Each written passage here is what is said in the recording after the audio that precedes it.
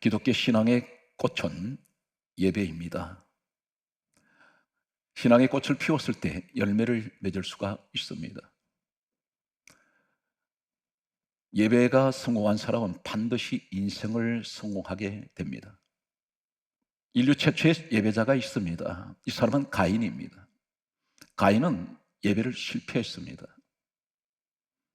이 가인은 예배를 실패했을 때 그가 살고 있는 것은 어디입니까? 예배가 실패하고 난 후의 모습을 성경이 이렇게 강조하고 있습니다.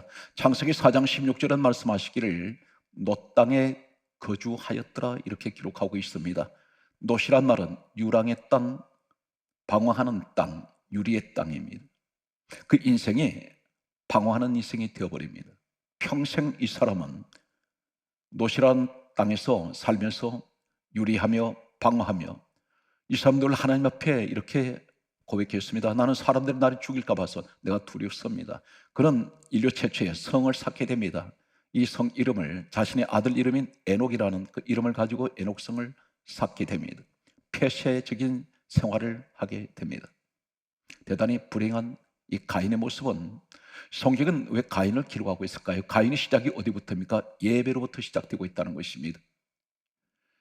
예배를 실패하게 되면 반드시 인생을 실패하게 됩니다. 반면에 예배를 성공하게 되면 하나님께서 이 사람의 일생을 보장하시고 책임지시고 보호하시고 보증하십니다. 내가 책임지겠다는 말씀을 오늘 하나님께서는 성경에 곳곳에 말씀하고 있습니다.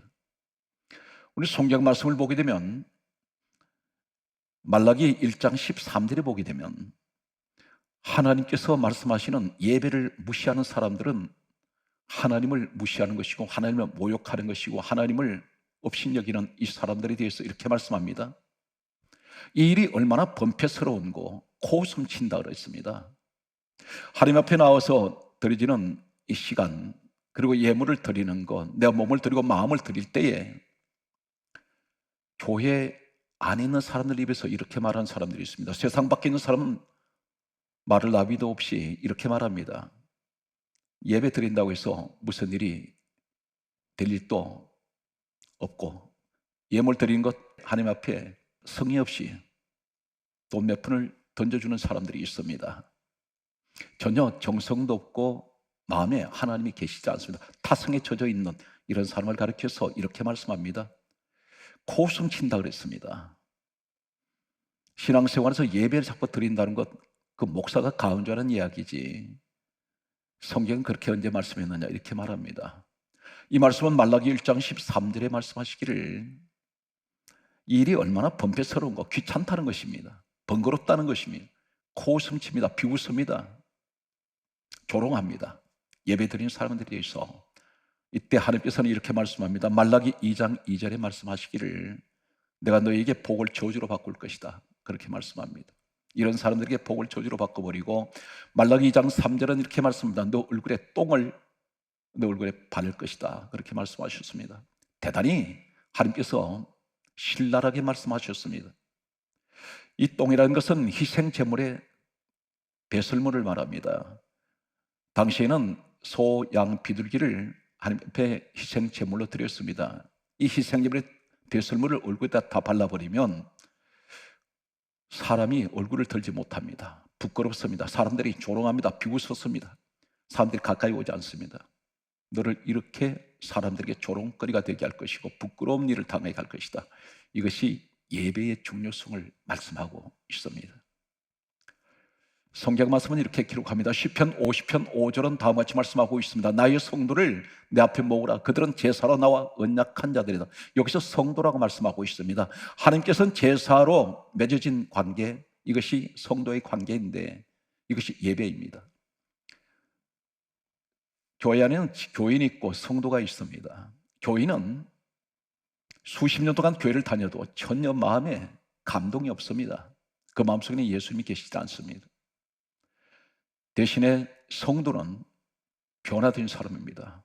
신앙생활에서 점점 자신의 모습이 깎아져 나가면서 마치 바닷가에 날카로운 돌조각들이 파도에 휩쓸리면서 조약돌이 되듯이 이렇게 모습으로 깎아져 버린 이런 아름다운 신앙생활을 하는 성도들의 모습이 있습니다. 이 사람들을 가리켜 오늘 하나님께서 말씀하신 그 성도들한테 모으라. 교인을 모으라고 말씀하지 않습니다. 성도를 내 앞에 모으라. 그들은 제사나와 언약한다리다. 요한복음 4장 23절은 다음과 같이 말씀하고 있습니다. 우리 예수님께서 말씀하시기를 아버지께서는 예배하는 자를 찾으시니라. 이 사람은 누구입니까? 영과 진리로 예배하는 자들, 마음을 다하고 뜻을 다하고 힘을 다하는 이런 예배자를 주님은 찾고 계십니다. 이 시도 마찬가지입니다. 이사야 43장 21절은 다음과 같이 말씀하고 있습니다. 하나님께서 이 백성은 내가 나를 위하여 지었나니 나를 찬송하게 하려 함이라. 이 찬송이 예배입니다. 하나님께서 사람을 지으신 목적은 하나님을 예배하기 위해서 지으셨다는 것입니다. 역대하 29장 20절 말씀을 보게 되면 히스기야라는 왕이 있습니다. 이 히스기야 왕은 하나님께서 어느 정도 위치에 두셨느냐면 성경 말씀에 사도행전 13장 22절에 내가 다윗을 만나니 내 마음이 합한 사람이라 나의 뜻을 다윗을 통하여 다 이루려 하셨던 다윗과 비등한 관계에 두셨던 히스기야, 대단히 훌륭한 왕입니다. 하나님께서 크게 축복하셨습니다. 이 사람이 어떤 일이 있었습니까? 열왕기하 20장 3절에 보게 되면 사람은 누구에게나 다 이 땅에 하나님께서 주어진 생명의 마지막 때가 있습니다. 수명의 때가 있는데 이 사람이 이 땅을 떠날 때가 되었습니다. 그때 하나님께서는 주의 종을 보내셔서 하시는 말씀이 이제는 이 땅을 떠날 준비를 하라고 하셨습니다. 주변 정리를 하라고 했습니다. 그때에 이 히스기야가 하나님 앞에 엎드려 나철 벽을 향해서 이렇게 기도합니다. 내가 주 앞에서 전심을 다하여 행했던 것을 기억하여 주옵소서. 전심이란 말이 나옵니다. 그런 전심을 다해서 하나님을 섬겼습니다. 가장 이 사람의 신앙의 꽃은 예배였습니다. 철저하게 준비합니다. 온 정성을 다해서 예배 시간에는 온 마음과 그리고 자신의 모든 가지고 있는 것을 다 헌신했던 사람이 대표적인 히스기야 모습입니다. 그때 하나님께서는 히스기야를 데려가시려고 했는데 사람에게 누구나 다 정한 때가 있는데 이 땅을 떠날 때가 있습니다. 그런데 다시 주의 종을 보내서 하시는 말씀이 내가 너희 기도를 들었다. 그러므로 너는 15년을 내가 생명을 더 연장하겠고 15년 보너스 인생을 살았던 사람이 히스기야입니다. 그런데 이 사람이 역대하 29장 20절 말씀을 보게 되면 이렇게 기록하고 있습니다. 히스기야가 여호와의 전에 올라갔다고 말하고 있습니다. 여호와의 전 성전입니다. 이 사람이 성전에 왜 올라갔습니까? 예배 드리러 올라갔습니다. 이 사람은 철저하게 성경 자체에서 나타난 모습은 히스기야는 항상 그의 신앙은 성전 중심의 예배자였습니다. 이 사람은 왕이기 때문에 왕궁으로 궁궐로 하나님 종을 불러드릴 수 있습니다. 그리고 예배를 드릴 수 있습니다. 그러나 그는 그렇게 하지 않습니다. 많은 사람들을 거느리고 함께 하나님의 성전에 올라가서 기도했던 사람, 예배 드린 사람입니다. 성경이 이렇게 강조하고 있습니다. 역대하 29장 29절에 말씀하시기를 성경이 이렇게 대단히 중요한 말씀을 기록하고 있습니다. 제사 드리기를 마칠 때 이 사람이 이렇게 기록하고 있습니다. 왕과 그 옆에 함께 모든 사람들이 다 엎드려 경배하며 예배 다 마쳤습니다. 제사 마쳐졌습니다. 그런데도 그 사람들은 한결같이 하나님 앞에 경배하는 사람입니다. 계속되는 말씀을 보게 되면 예배 드리고 있습니다. 항상 이들의 일상생활은 늘 예배 중심의 신앙생활이었습니다. 오늘 말씀 듣는 우리 사랑하는 우리 하나님의 자녀이며 우리 화강의 가족 여러분, 지금 시대는 예배 드리기가 대단히 힘든 시대입니다. 성전에 나오고 싶어도 나오지 못하는 시대입니다. 그러나 우리는 늘 성전 예배를 사모해야 합니다. 오늘 이 말씀 속에서 저는 여러분들에게 예배가 얼마나 소중하면 내 인생 전반을 하나님께서 보정하시고 책임지시고 보장하시는 이 성경의 곳곳에 다이아몬드처럼 박혀있는 놀라운 진심을 다해서 예배드린 자에게 주시는 축복이 오늘 엄청난 내용들을 여러분에게 저는 소개할 것입니다. 이 말씀을 마음에 품으십시오. 오늘 성공하는 예배자를 통해서 반드시 그 인생은 성공자가 되게 하시는 하나님 약속이 오늘 말씀 속에 주어지고 있습니다. 저는 단언코 말씀드리기를 2021년은 우리가 잃어버렸던 그리고 완전히 떨어진 예배 신앙을 회복하는 우리가 한 해가 되어야 될 줄로 생각이 됩니다.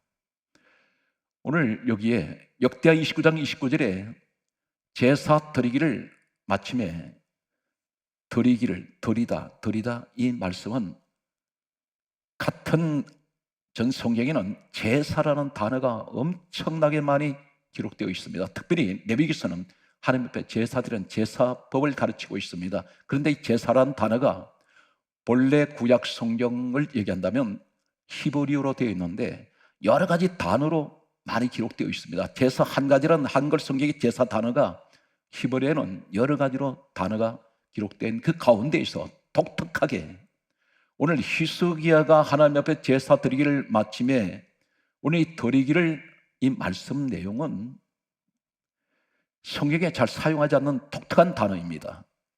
오늘 역대하 29장 29절에 이 단어 하나와 그리고 한두 군데만 이 단어가 기록된 히브리어로 알라입니다.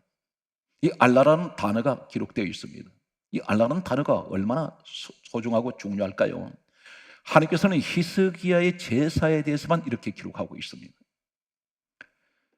알라라는 단어가 어떤 단어이냐면 무려 오늘 제가 계산을 해봤더니 15가지 이상의 오늘 소개되는 내용 속에 들어있습니다. 한 가지 한 가지가 전부 내 인생 범사의 모든 것들이 마치 종합 세트처럼 이 내용이 다 들어있었습니다. 첫째는 창세기 19장 15절 말씀에 보면 다음과 같이 기록하고 있습니다. 동틀 때 털자가 알라입니다. 동이 텄니다. 동이 튼다는 의미가 어떤 것입니까? 아침이 밝아옵니다. 새날이 밝아오고 있습니다. 새날이 시작됩니다. 어둠은 지나갔습니다.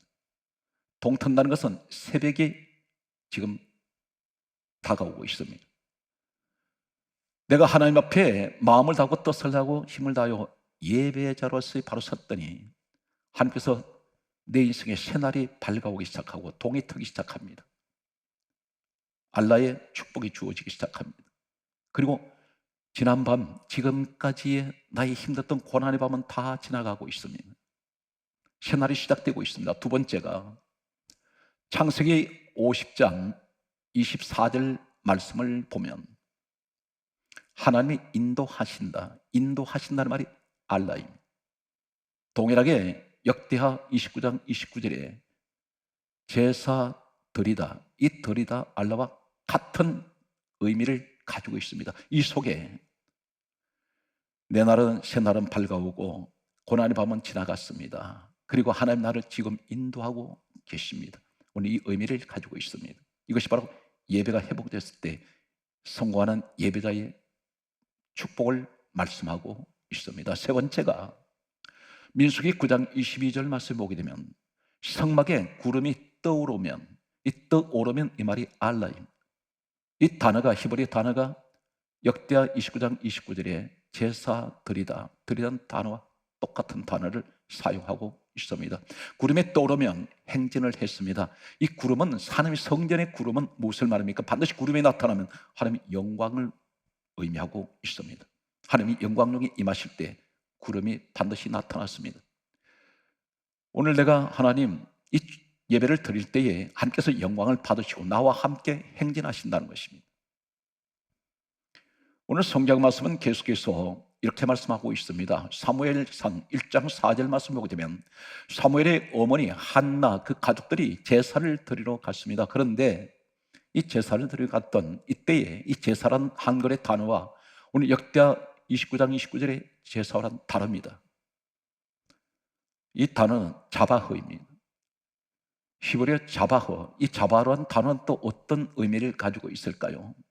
에스겔 39장 17절 말씀은 이렇게 기록하고 있습니다. 하나님이 예비하신 잔치가 있습니다. 예비하신다는 것은 앞으로 준비하신다는 것입니다. 무엇을 말씀하고 있습니까? 내가 예배자로서 성공하면 반드시 예배로 바로 섰을 때 하나님 예배 신앙이 됐을 때에 내 신앙이 마음을 다하고 뜻을 다하고 힘을 다하여 하나님 앞에 사랑하는 성도 여러분 한 가지를 기억하십시오. 하나님 앞에 뭘 드릴 때에 계산하지 마십시오. 내가 하나님을 사랑하기 때문에 그분이 누구십니까? 빌립보서 2장 6절에 근본 하나님 본체 되신 예수님입니다. 예수님 나 사랑하시기 때문에, 내가 주님을 사랑하기 때문에 내가 하나님 앞에 어떤 계산을 하시면 안 됩니다. 그런데 계산한 그 자체는 나는 마음을 다하고 뜻을 다하고 힘을 다하는 그 예배는 아닙니다. 사랑하는 사람에게는 다 주고 싶습니다. 사람끼리의 만남에서도 사랑하는 사람일수록 내 목숨까지도 던져도 아깝지 않은 그런 사랑을 한 사람들도 있을 것입니다. 우리 주님은 나를 위해서 십자가에서 친히 못 박히셔서 고난당하시고 내 죄를 다 사해 주시고 하나님 자녀 삼아주신 우리 하나님 그 은혜를 생각할 때는 우리는 인간의 사랑은 말로 표현할 수 없는 주님의 그 사랑을 우리가 비교할 수가 없습니다. 오늘 성경 말씀은 이렇게 기록하고 있습니다. 오늘 예배하신 잔치, 오늘 예배하신 그 잔치는 내가 하나님 앞에 온전한 예배를 드릴 때 하나님께서는 앞으로 내 인생에서 하나님이 뭘 준비하신 잔치가 있다는 것입니다. 이 잔치는 무엇이 있습니까? 기쁨이 있습니다. 노래가 있습니다. 춤이 있습니다. 웃음이 있습니다. 많은 사람들이 모여듭니다. 먹거리가 풍부합니다. 오늘 이것을 우리에게 말씀하고 있습니다. 이 잔치에는 많은 축하가 있다는 것입니다. 오늘 사랑하는 성도 여러분, 반드시 이 한 해는 우리가 온전한 예배자로 바로 설 수 있는 이러한 한 해가 되시기를 간절하게 소망합니다. 오늘 성경 말씀은 이렇게 기록하고 있습니다. 시편 30편 3절 말씀을 보게 되면 다음과 같이 말씀하고 있습니다. 주께서 내 영혼을 스올에서 끌어내며, 이 끌어내미가 알라입니다. 그리고 하시는 말씀이 나를 살리사 나를 무덤에 들어가지 아니하게 하셨나이다. 소홀이 어디냐면 지옥을 의미하고 음부를 의미하고 어둠을 의미합니다. 캄캄한 곳을 말합니다. 하나님께서 나를 캄캄한 곳에서 끌어내셨습니다. 언제? 내가 온전한 예배자로 설 때에. 오늘 이 히스기야의 제사는 하나님 앞에 온 마음을 다하는 제사였습니다. 정성을 다하는 제사였습니다. 오늘 성경 말씀은 계속해서 이렇게 강조하고 있습니다. 오늘 시편 34편 7절은 여호와의 천사가 주를 경외하는 자, 예배하는 자를 둘러 진을 친다 있습니다. 천사들이 와서 나를 둘러 진을 치고 있습니다. 누구에게? 하나님을 경외하는 사람에게. 하나님을 높입니다. 하나님을 찬양합니다. 입으로만 떠들어대는 그런 립서비스의 신앙이 아닙니다. 정말 내 마음을 다해서 주님을 위해서 헌신하는 사람들, 이 사람들이서 천사가 와서 이 사람은 둘러 진을 친다는 것은 천사들이 떠나질 않습니다. 늘 천사가 동행하고 있습니다. 지켜주고 있습니다. 보호하고 있습니다. 오늘 성경 말씀은 계속해서 다음 같은 말씀을 하고 있습니다. 시편 47편 9절에 말씀하시기를 하나님께서는 높이 받드시리이다. 이 말이 무슨 말입니까? 이 받드시리다 이 말이 알라입니다. 내가 하나님 예배를 통해서 하나님을 항상 높이시고 우리 하나님께 한날 내가 입에서 고백된 내용은 영광과 찬양만 하나님 앞에 올리는 이 모습을 말씀하고 있습니다. 이것을 알라로 말씀합니다. 계속되는 말씀을 보게 되면 시편 97편 9절은 이렇게 기록하고 있습니다. 여호와여 주께서는 온 땅에 지존하시며 모든 신들보다 위에 계시나이다. 이 계시나이다가 알라입니다. 우리 하나님만큼 높은 이가 없고 하나님보다도 더 높은 신이 없습니다. 그분만이 전능하신 하나님이요 우주 만물의 주인 되시는 창조주 하나님이신 것을 나는 예배를 통해서 고백합니다. 오늘 이것이 알라입니다. 오늘 성경 말씀은 계속해서 말씀을 보면 한 가지 대단히 이 시대에 신앙생활 열심히 하시는 여인들이 있습니다. 분명 저는 이렇게 말씀드립니다. 한국교회가 이렇게 부흥이 되고 성장이 된 그 배후에는, 배경에는 누가 있는지 아십니까? 여인들이 있었습니다. 때로는 여인들이 나약합니다. 그러나 한국교회를 성장시키는 산파 역할을 한 사람들은 여인들이었습니다. 성경이 이렇게 강조하고 있습니다. 성경 말씀 보게 되면 잠언서 31장 29절은 이렇게 기록합니다. 이 땅에 덕행하는 여인들이 많으나, 덕행이 뭡니까? 대단히 현숙한 여인들, 덕이 있는 여인들, 어진 여인들이 많습니다. 그런데 이렇게 말씀합니다. 잠언 31장 29절에 말씀하시기를 덕행하는 여자들이 많으나 그대는 모든 여자보다 뛰어나다. 이 뛰어나다가 바로 오늘 말씀드린 알라입니다. 많은 훌륭한 덕을 쌓는 사람들, 선을 행하는 사람이 많지만, 그러나 그 가운데서 가장 예배를 온전하게 드리는 사람, 예배를 사모하며 하나님 앞에 마음을 다하고 뜻을 다하고 힘을 다하여 드리는 이 여자가 가장 뛰어나다는 것을 하나님께서는 그렇게 칭찬하고 있습니다. 이것이 알라의 축복입니다. 오늘 성경 말씀은 계속해서 이렇게 말씀하고 있습니다. 열왕기하 2장 11절에 보면 우리는 기억하고 있습니다. 엘리야라는 사람이 하늘로 회오리 바람 타고 올라갔다고 그렇게 알고 있습니다. 그런데 여기 하늘로 올라가다, 이 하늘이란 말이 알라입니다. 왜 이 말씀을 사용하고 있을까요? 엘리야가 하늘로 올라갔습니다. 여기에만 하늘에 대해서 알라를 사용하고 있는 단어의 의미가 어떤 것입니까? 이 땅에서 하나님을 온전하게 예배하며 하나님 앞에 온전하게 영광을 돌리며 마음을 다하고 뜻을 다하고 힘을 다하여 예배하는 예배자는 반드시 어디로 올라갑니까? 하늘로 올라간다는 것입니다. 하늘 사람이라는 것입니다. 그래서 하늘이 알라로 사용하고 있습니다. 우린 주변에 인생을 살아가면서 수없이 손으로 헤아릴 수 없는 수많은 공격을 받습니다. 때로는 질병의 공격, 질병만 해도 헤아릴 수 없이 많은 질병들이 있습니다. 우리 작은 체구에 엄청난 수많은 수백 가지 질병들이 내 속으로 찾아들어올 때가 있습니다. 공격을 합니다. 평생 살면서 경제적인 어려움 때문에 공격을 당합니다. 수많은 사람들부터 모함도 당합니다. 핍박도 당합니다. 시기도 당합니다. 미움도 당합니다. 억울한 소리 많이 당합니다. 이것들이 다 어떻게 보면 하나의 나를 공격하는 적들입니다. 그런데 성경 말씀은 이렇게 기록하고 있습니다. 열왕기하 12장 18절 말씀 보게 되면 아람이라는 적군의 왕이 예루살렘 하나님의 백성들을 공격을 합니다. 그런데 여기서 말씀 보게 되면 예루살렘에서 이 아람 왕이 떠나니라 이 말이 알라입니다. 무엇을 말합니까? 내가 온전한 예배자가 되어서 하나님 앞에 온전하게 예배자로 바로 섰더니 나를 공격하는 아람 같은 이런 것들이 원수가 다 떠나버립니다. 이것이 떠나니라 이 말이 알라를 사용하고 있습니다.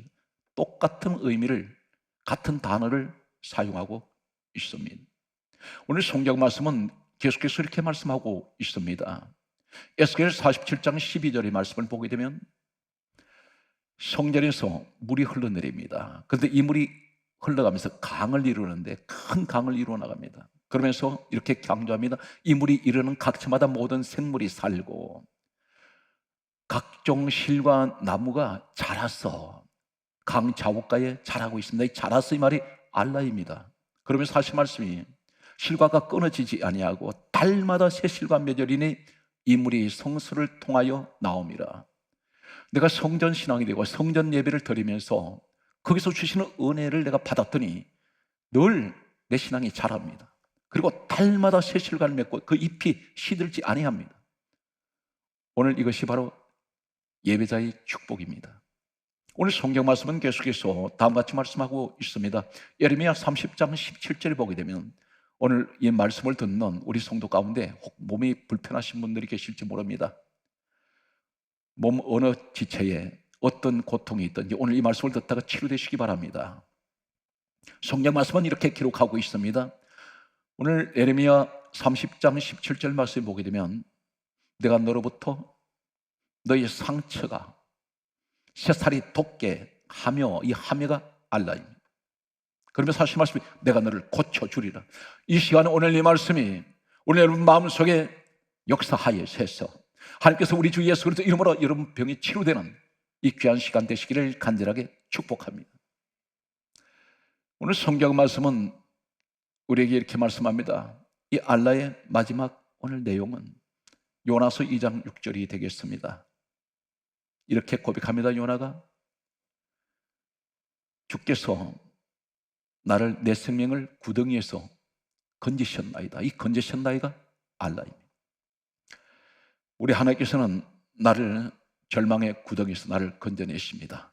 바로 그 시간이 예배자의 자리입니다. 오늘 성경 말씀은 이렇게 결론을 냈습니다. 우리는 오랫동안 코로나 바이러스로 인해서 예배 생활이 지금 정상적으로 이루어지지 않고 있습니다. 그러나 반드시 코로나 바이러스는 사라질 것입니다. 그때를 우리는 준비해야 합니다. 주여, 다시 내가 예배의 성공자가 되게 하여 주시면 오늘 전체의 말씀에 주셨던 이 말씀이 전부 내 인생에 주신 축복의 말씀인 줄로 나는 확신합니다. 이 말씀을 붙드는 여러분, 힘을 내시기 바랍니다. 우린 다시 일어날 수가 있습니다.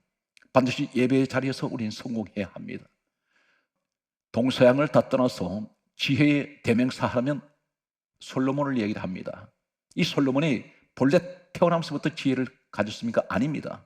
그에게는 부와 영광이 늘 평생 이 땅에서 그를 따라다녔습니다. 세계에서 가장 지혜가 많고 부와 영광이 한 몸에 지냈던 사람이 솔로몬입니다. 그런데 이 사람이 열왕성 3장 4절에는 1000번째 제사로 이 사람은 지혜를 받게 됩니다. 그리고 부와 영광이 따릅니다. 1000번째 제사는 예배를 의미하고 있습니다. 솔로몬은 예배를 성공한 사람입니다. 하나님께서 감동하시면서 하신 말씀이 내가 너에게 무엇을 줄고 너는 내게 구하라. 하나님이 주시고 싶어하는 사람, 그 사람 누구입니까? 솔로몬같이 예배에 성공한 사람입니다. 오늘 말씀의 최종 결론은 성령을 받고 난 후에 성령 받은 사람들이 하는 모습이 있습니다. 이 시대는 성령 시대입니다.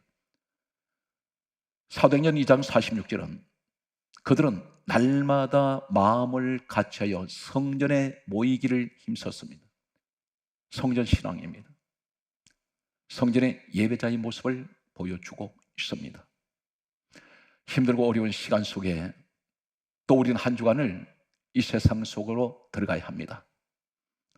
사랑하는 우리 가족 여러분, 힘내시고 반드시 온전한 믿음의 예배자가 되고서 하나님께서 약속하시고 보증하시고 보호하시고 책임지시겠다는 온전한 예배의 성공자가 되시기 바랍니다.